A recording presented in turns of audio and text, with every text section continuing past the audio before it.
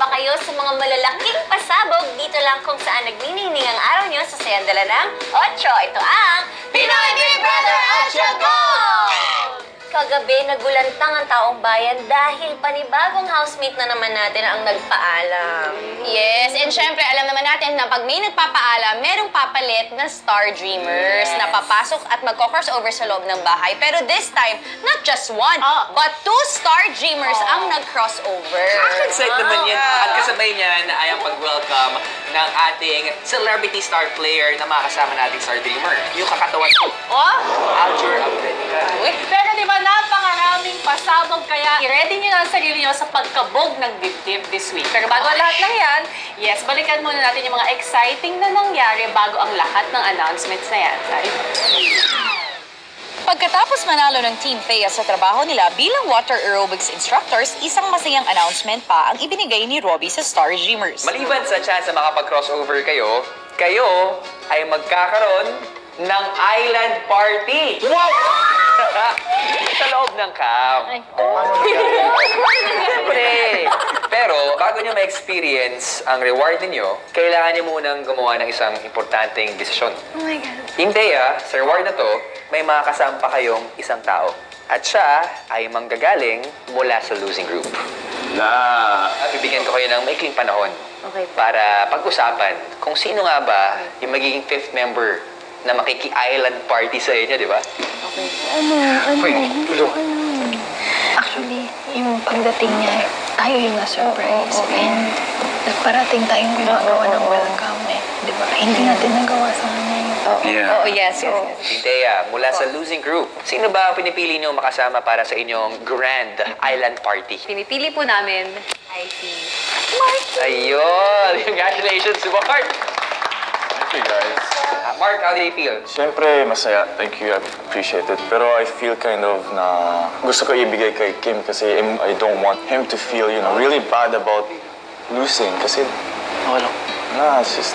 Kasi alam ko na ano siya na-stress. Tapos ako naman, like, I'm positive. He's more down than I am. So, I want to, bring his spirit up. Ikaw, Kim, sa'yo binibigay ni Mark yung slot niya. Masaya po kasi bago pa lang po si Mark pero nagkasundo po kami. Yung offer or yung chance po na binigay niya sa akin, it's an insult po kung hindi ko naman po tatanggapin. Kung alam po din sa kanya or sa winning team and the rest of the losing team, okay po sa akin.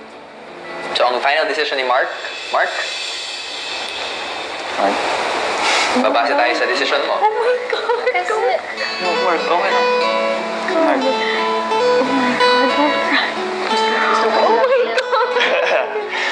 Sorry, guys. Just, hindi ko to talaga na-expect. If I take it, I'm just always gonna think about Kim, So,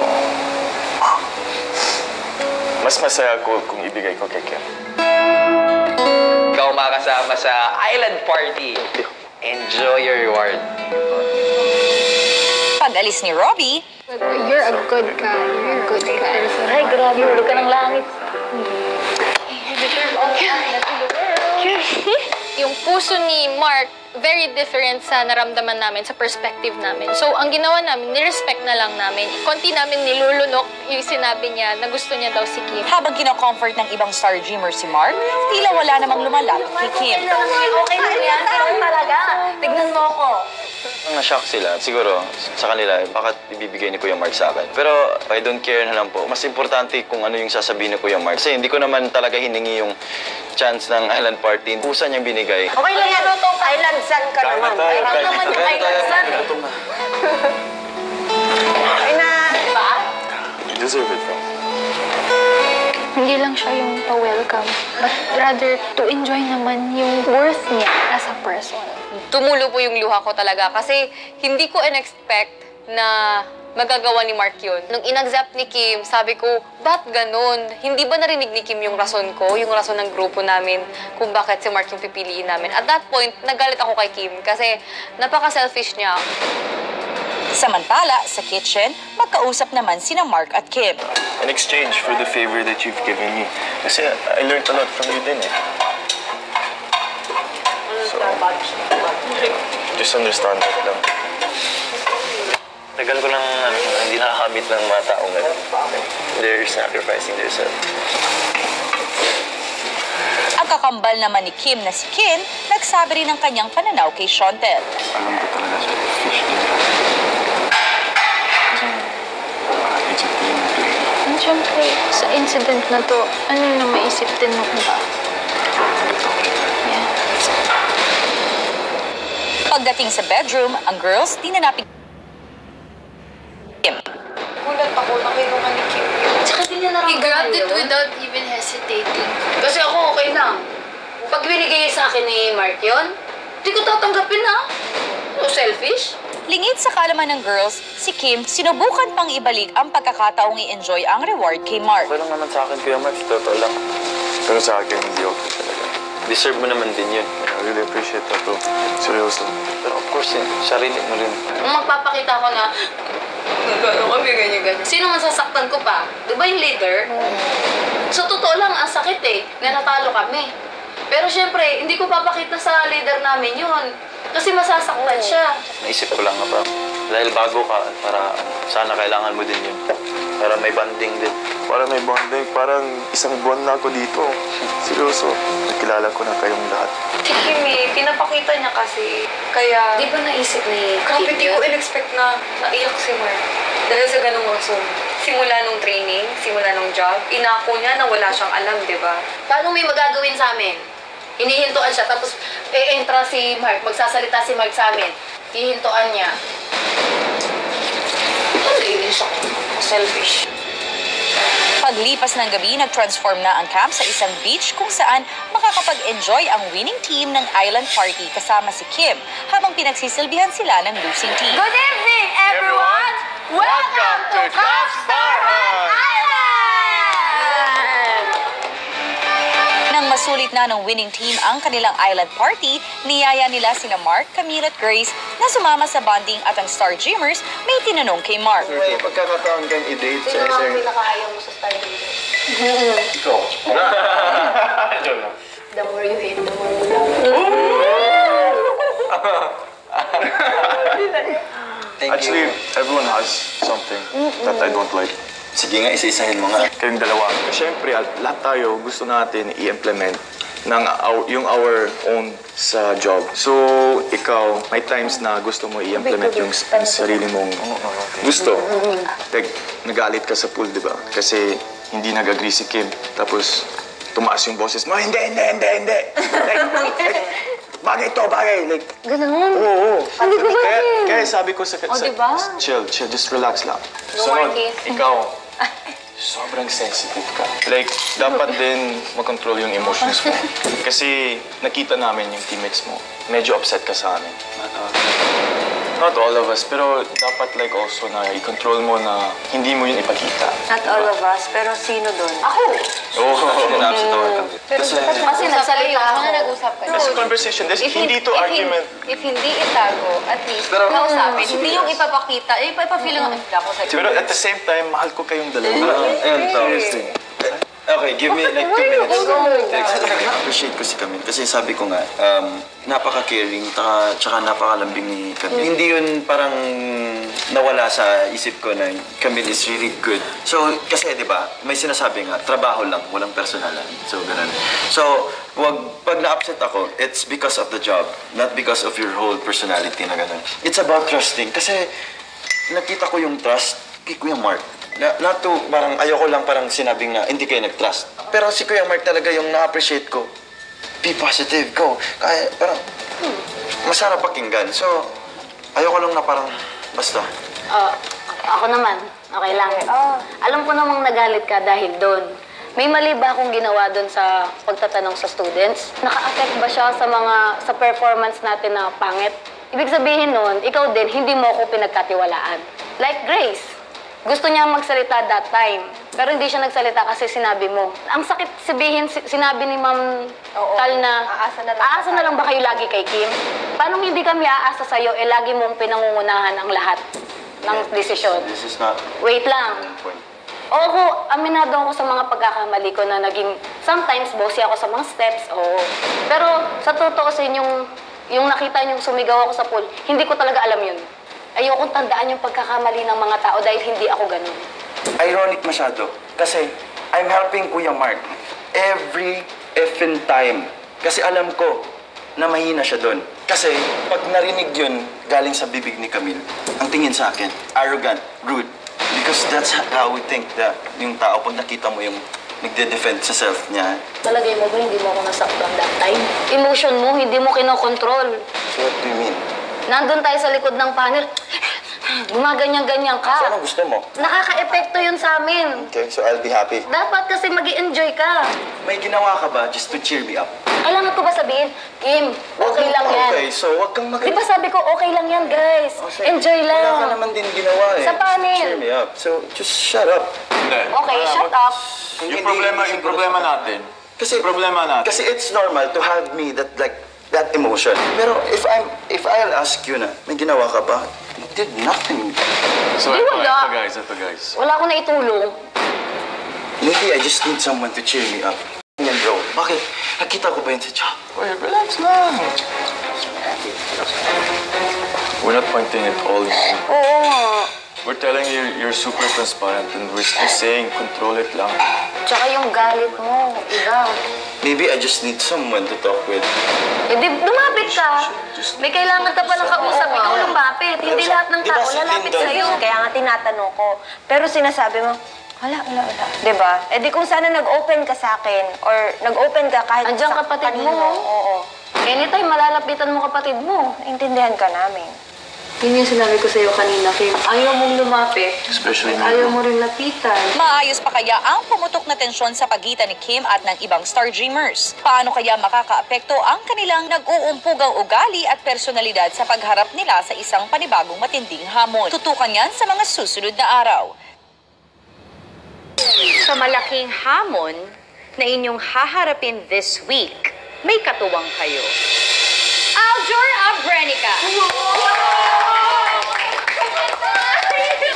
Kinagabihan, naganap na nga ang double crossover kung saan napili sina Shontel at Thea. Ang first Star Dreamer, congratulations, Shontel! Ang isa pang papasok sa bahay, congratulations, Thea! Shontel at Thea, kayo ang magpa-crossover sa bahay ni Kuya, kaya pwede na kayo magpaalam sa inyong mga kasama at dadalhin ko na kayo sa bahay ni Kuya. Congratulations! They're all complete. Excellent. Malungkot. 6 na lang kami, tsaka hindi namin kasama si Thea and si Shontel. Mamimiss ko yung kakulitan ni Thea, tapos yung boses ni Shontel na napakalambing. Kailangan naming maging happy for them then. After how many weeks, nandun na sila sa bahay ni Kuya. Sa harap naman ng bahay ni Kuya, mainit na sinalubong ang celebrity star player na tutulong sa Star Dreamers sa Pinoy Big Battle na si Aljur Abrenica. Maya-maya, isa pang big announcement ang narinig sa bahay ni Kuya at sa Camp Star Hunt. Sa linggong ito, haharap kayo sa isang matinding pagsubok. Ang Pinoy Big Battle. Magbabattle ang housemates at Star Dreamers in a series of challenges.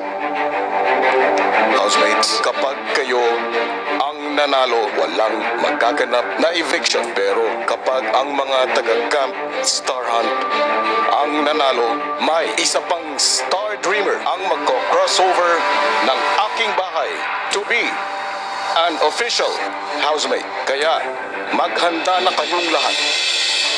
Kailangan natin tayo. Inisip ko na po in advance. Nahamoy ko na po yung panalo namin. Job challenge, big challenge. Ito na po yung last chance na maka-crossover po kami. Gusto po namin patunayan at papapatunayan po namin na deserving kami at kaya po namin to. May big man tayo. Kayo din. Well, excited ako sa anong itong... May athletic sila, may athletic din tayo. May May isa din tayo. si athletic yun. Athletic. Si Han, athletic yun. Naisip ko na ngayon yung tasking talaga. So, we have to follow what is tasked to us. Nakaka-challenge, may teamwork na magaganap, may labanan, may chance pa para maging housemate ako.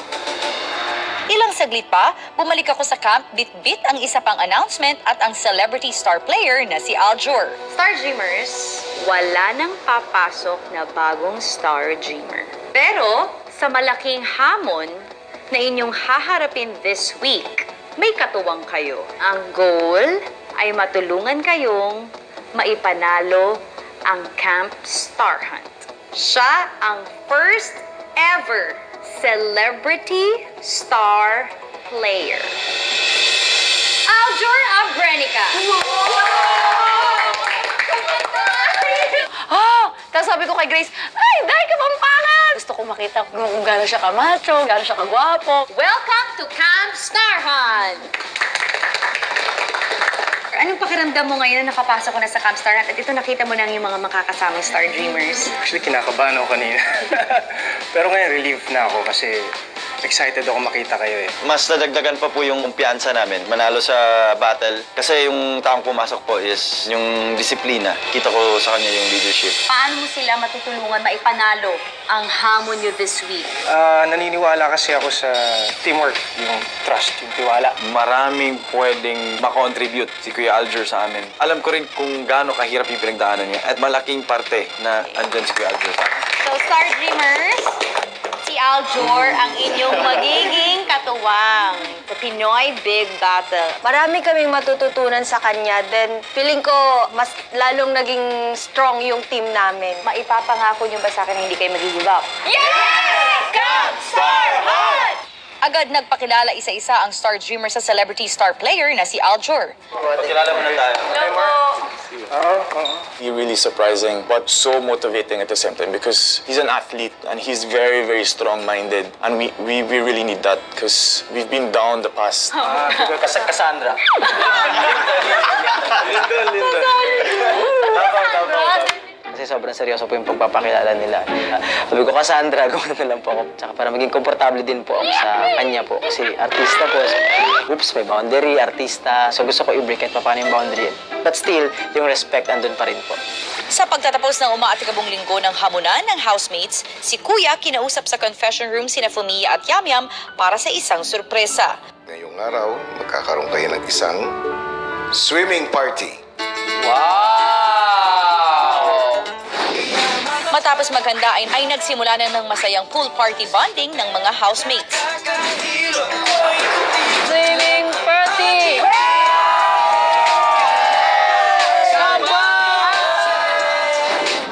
Nawa naman natin na. Mas malakas, kuya! Uy, lakasan mo naman, kuya! Chin. Silo. Fine there. There daw! You know what a body shot is, don't you? What's a body? Body shot!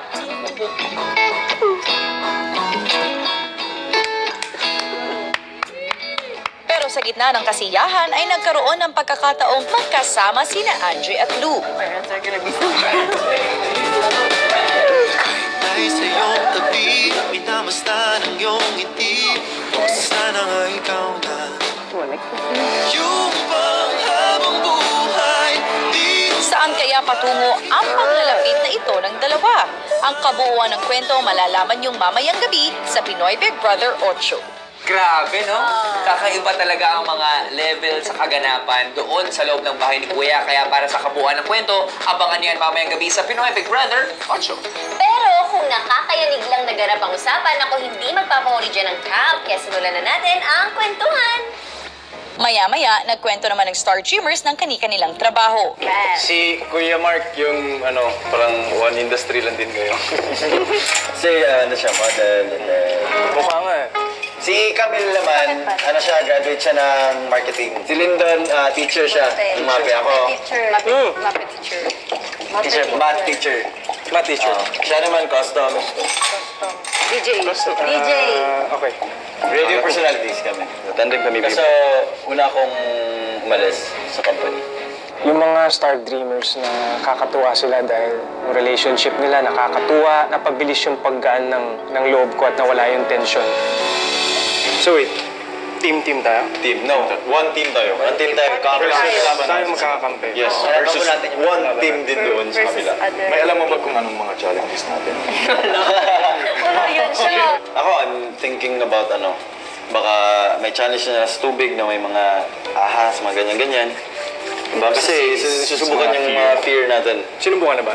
Ano ba Sa mga jobs. Coach! Yung last namin, aerobics. Water aerobics. Si Kim, may strength siya na mag-command. Strength niya yun, pero nakikita ko rin na weakness niya. Ang mahirap kasi kapag hindi na balanse, nagkakaroon ng komplikasyon sa grupo. Kaya ako nandito, pabalansin ko yun.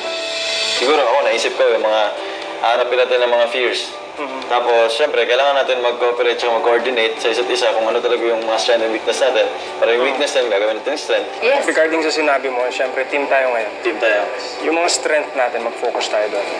And sigurado naman ako yung mga weaknesses natin. May mga iba dyan na strength yun. Yes. So, ang importante kasi, alam niyo naman, tulong-tulong tayo, mag-collab talaga tayo. Mahirap, pero think of the bigger picture. Pag tayo, nag-divide, nag-iwa-hiwalay, wala na, panalo na sila. The time pa lang na mag-uusap-usap tayo about yung mga sisihan, yung mga it's a wasted time. Kung may problema tayo, we talk about it, kailangan may solution tayo kaagad, enjoy natin. Yes. Enjoy natin. Once in a lifetime lang to. Yes. Who would have known, di ba? Makakasali kayo dito. Who would have known? Makakapasok ko dito. Let's make this memorable.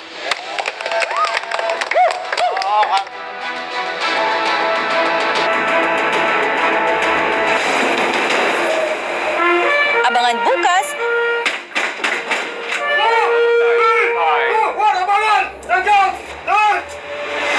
dadagundong ang isang bagong hamon sa Camp Star Hunt. 5 doors nandun kayo sa worklist nyo. 1, 2, 3, 4. Paano masusubukan ang lakas, puso at determinasyon ng Star Dreamers sa pagsabak nila sa military training para sa Pinoy Big Battle. Meron mga model, meron mga teachers, mga sikat, mga ano pa. Gusto ko sa reception rights, ma-realize ninyo, lahat kayo pantay-pantay. No one is above, no one is below, dahil pare-pares kayo. Jumping jokes!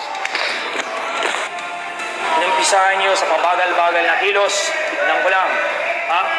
This day, dahil mabagal kayo kumilos, sisiguraduhin ko sa inyo na hindi nyo makakalimutan ang araw nito.